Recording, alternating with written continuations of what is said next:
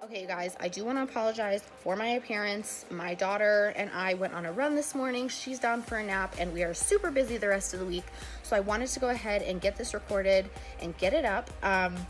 So for this assignment, I decided to look at communication issues at the end of our lives, or just end of life, and specifically in the realm of hospice.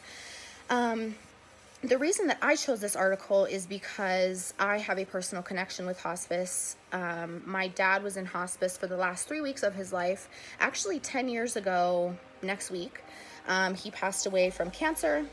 And so this article, I was like, oh, wow, like let's go ahead and read it because I wanted to look more into the communication issues that do arise. And when I first went to go read this article, I was a little bit, I guess I was under the assumption that the only communication issues that would arise are those between the families and those who are dying. I did not know that there could be communication issues between those who are dying, their families, and the hospice workers.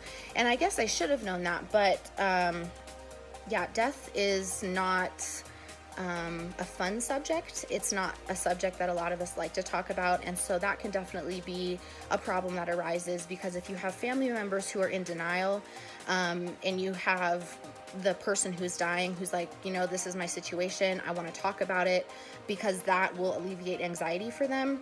That can really pose a big communication problem as well if you have a hospice worker who, again, doesn't really want to touch that subject and doesn't really want to talk about that subject. That can really create a barrier between the patient and the hospice worker.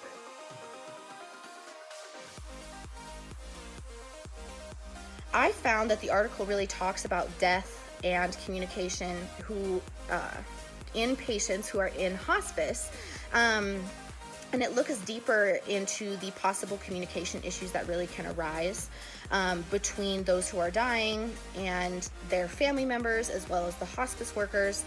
And the article's objective was really to get a sense of what these hospice workers observed while they were working. Like, what kind of communication issues did they experience, and what was the best ways that they found to communicate with their patients. And I was really interested in this question because I think that there are so many ways in which this article can be useful. I think that it can be useful to any hospice workers, anybody in the medical field, honestly, doctors. I think that it can be really useful to those who are dying. I think that it can be useful to the family members because it really explores what those communication issues are. And it talks about the cultural side. So sometimes, you'll have cultures who are like, we are not talking about death because it's not happening.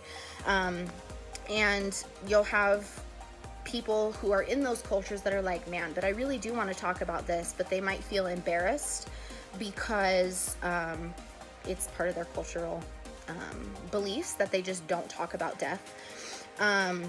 So the article states a really nice quote, which I think adds to my point here. It says, none of these three theories considers communication to be a cure-all, but it is considered a valuable resource for two primary reasons. Communication can be a route to finding meaning in death and to making and deepening connections with the living. So I love this because if we talk about our feelings and we talk about and especially in death, like death is terrifying, especially if you are in hospice and you're gonna die, like that's scary.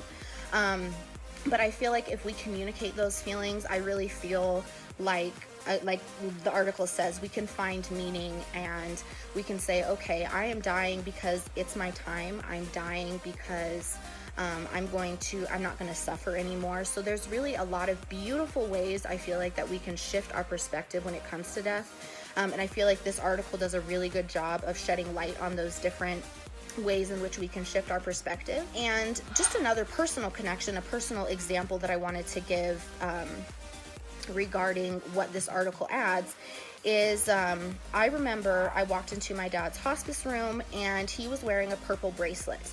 And I remember asking him, Dad, what is that purple bracelet? And he very calmly said to me, if I were to stop breathing, they would not try to resuscitate me.